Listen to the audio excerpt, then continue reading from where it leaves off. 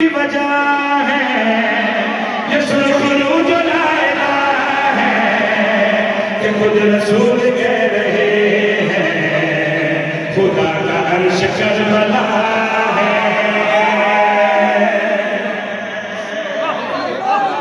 क्या बात है। इमाम हुसैन को आवाज रखे जी। शेख सुना जी।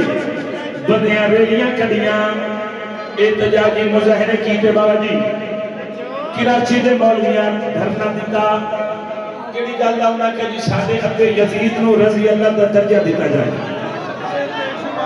ते फिर मुकाबले बादशाह हुसैन दे हमशरी आका हुसैन दी उन्हां लोगों के पास मुखातिब होकर मैं चैलेंज करके बात करिया खड़े शिफा की गोद में ज़मीन ये किस तरह का राज है हुसैन